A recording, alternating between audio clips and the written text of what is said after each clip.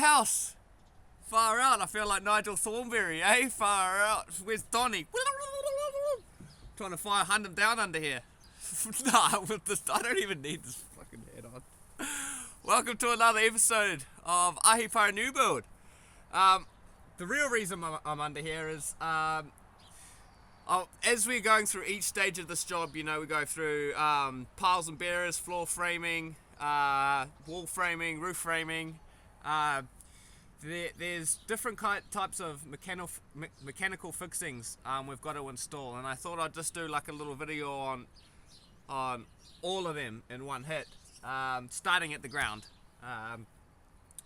just so you guys have a better understanding of, you know, what's actually involved in holding this house together for, you know, earthquakes and hurricanes and shit. So yeah, we'll start down here. We'll start with our bolts, our pile to bearer connection. Obviously, this plate here, this is non-existent. It's not doing fuck all, to be honest. But the reason being is, in a certain normal situation where we've got pile and bearer connections, normally we cut the pile all the way through here, and then the bearer sits on top. And then we need to figure out how to connect those two together, and that's what this plate does. But in this situation, see, we've actually checked out the top of the post and then bolted it through with some stainless steel M12 bolts. So there, you can see why that plate doesn't need to be there. But as we come through underneath the house, we also have to have these things called 12K and bearer kits. I've spoken about these before, and what that's doing is stopping some lateral movement when there's an earthquake like that. So we've got these cyclone ties that we've stuck on here, and we need 8 of them really. Oh, there's a little nail there. That's not very good. You can, and in certain situations, the anchor pile, this is an anchor pile fixing pretty much. There, you can't get the exact detail shown on the plan, or the plan. Yeah, I guess on the plan. The way they want that done, because in an ideal world, we want these cyclone ties to be on either side of this post, but obviously we can't, because there's no joist to fucking attach the cyclone tie to. So we just add them in back that way, making sure that we've still got them in place, and that's still doing the exact same thing, but it might not be as adequate, but there's literally nothing we can do about it. But yeah, that's it for pile and bearer connections. Now we've pretty much how we connect all the joists together is we just do 4 skew nails in each bearer, making sure that we got good bearing point. Yeah. Now, as we're working our way up, we need to connect our joist, well, bottom plate to our joist, right? We got to do 3 nails every 600. In this case, I just got Fabian to go through and nail next to every stud. Just makes it easier, faster, just bang, bang, bang. And the reason we sort of just focus on the external frames, because they're the ones most subject to uplift from a hurricane and wind, etc. What I always fucking find funny is we've got to do 3 nails every 600s, and then there's actually no connection from this stud to the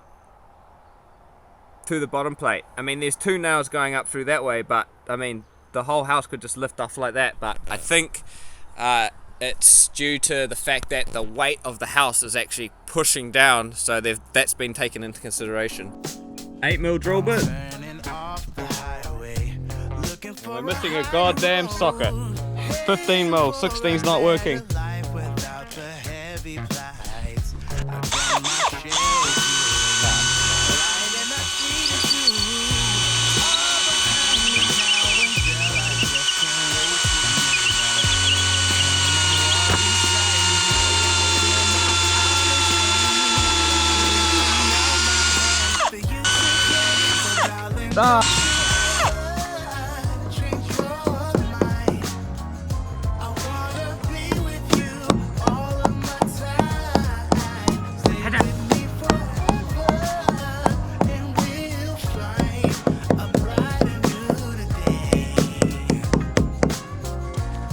Yes, a bright and new today.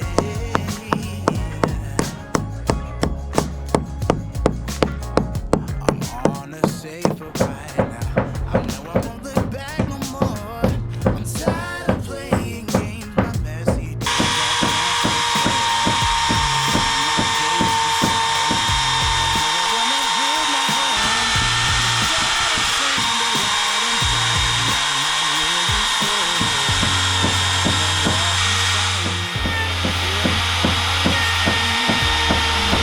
out my hand for you to claim. So darling, don't you ever change your mind.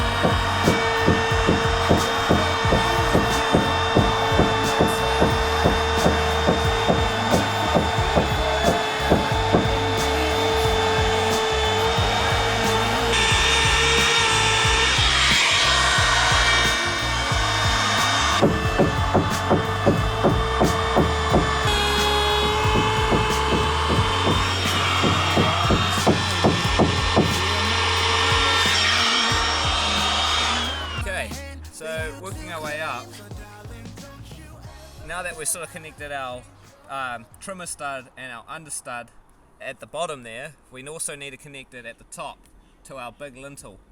Now, this probably has nothing to do with fixings, but different lintel sizes, again, are calculated by the size of the opening and the weight that is sat on top of it. So in this situation, we've got a 300, two 300 by 50s for this lintel. Now, when I got this is pre-nail frame, right? So you can see this little fixing thing here. It's called stud lock fixed. So all the lintels are actually got stud locks going into the side of the lintels. And this is again just calculated by the architect, or there's actually stud lock do their own fixing detail that you can use. Just look it up online. I've also added just the extra strap in here for the council guy.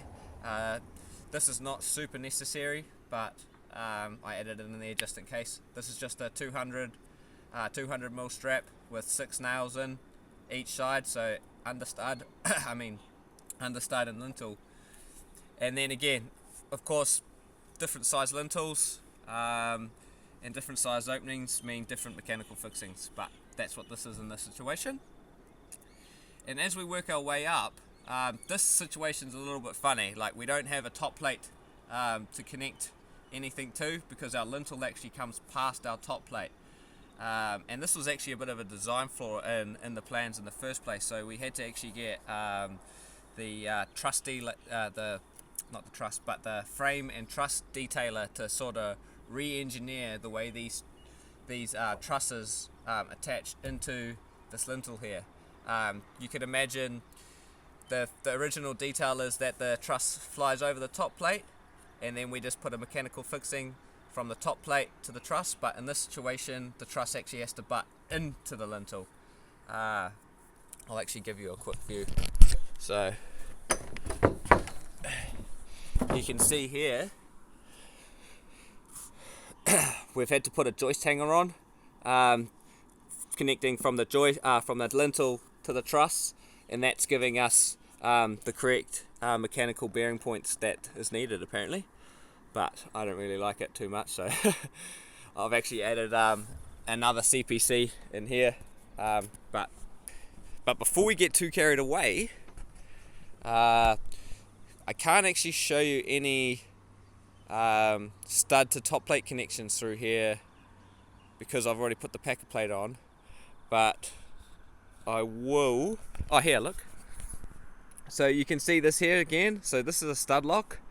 This is the screw that goes all the way down through and connects into the stud itself. So through the top plates and into the stud. Now these come in different sizes. It all depends if we've got a double top plate or a single top plate. So that's pretty much connecting, our studs to our top plate. Now in a certain situation where there's another wall on top like this one, I've actually had to put mechanical fixings from top plate to bottom plate through here because the council inspector asked for it. Didn't show it on the plans or anything, but it sort of makes sense. I put nails going through the top plate, but obviously that's not good enough because we need to get bearing point into into the through the bottom plate to the top plate. So yeah. Then try not to look at this. This is pretty hoary, but it's pretty hard to straighten these angle frames. There's also another one where we need to connect our top plates together, which is pretty much this. This is a top plate connector, gang nail plate, and we've got to do that on all our plate joints through here, all throughout the house, so there's no pulling apart in future. This is the situation where the truss sits on top of the top plate, or on top of the packer plate. We can actually get our CPC 40 that connects the truss to the top plate, right? So we've got a 75mm screw that goes all the way through down into the top plate here, and then we've got three 35mm screws connecting the truss. You can see they're on each side of that, both sides all the way along. Now, in this situation, we had to go through and actually pre-drill all these holes through that gang nail plate, through this gang nail plate here, because these aren't self-tapping, and it was a fucking nightmare. So that's all right. You can see all the swarf, all the black swarf that sort of rusted out. Yeah, and now that we're sort of connected from the all the way up, we now need to connect our purlins, the last connection, right? So our purlins need to be connected to our trusses so the roof doesn't go flying off in a hurricane, and we've got to use a blue screw. See these blue screws? We've blue screwed every single connection point along here, and that's an 80mm screw that goes through the purlin into the truss. Now where there's a join, again, this is a design depending on how heavy the roof is and what the wind zone is, but majority of the time you need to nail a block on the side and then join it right in the middle there and put your screws on either side, because if you join it in the middle, that there's tendencies for the screw to split the ends of the joist, ends of the purlins. So yeah. And then last but not least, we have our roof strap brace, right? It's done on a 45-degree angle from one side of the roof plane to the other. Both ways, both angles, 45. Now that's stopping, I guess it's lateral movement of the roof like this, in case of an earthquake, stopping it from moving around. Now we want to put 2 nails in each one of these, 2 nail from the strap to our truss, right? And then on the ends, now where it connects into the end over here, of the end of the truss here, I always get a little bit concerned when I tension, because these got to have quite a bit of tension on it.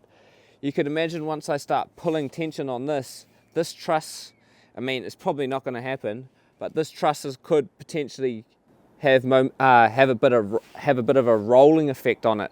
So I like to go through and put a noggin between these 2 trusses, and then just fucking shoot the shit out of this through here, and that's just going to give a bit more structural support for when I go to tension this on. Now we just have to have 6 nails in each end, and then that way we're all connected together. Very nice. Hey, fuck, how was that? Should we coming along? We've got our scaffolding up. Just gonna start wrapping things up now. I'm actually gonna go through and just check a few bits and pieces, and maybe have to buzz a bit of the purlin here and there. I can see like there's just one spot over there that looks like it's a bit of a hump, so I'm just gonna go through and buzz it before the roof goes on tomorrow. Eek! But anyway, I hope you enjoyed that bit of information, quite a bit of information on our mechanical fixings for this job. But yes, stay tuned for the next episode. Thank you for watching. And make sure you hit the subscribe button, baby. Far out, on the road to a freaking 1,000 subscribers. What the heck? Shut up. Peace.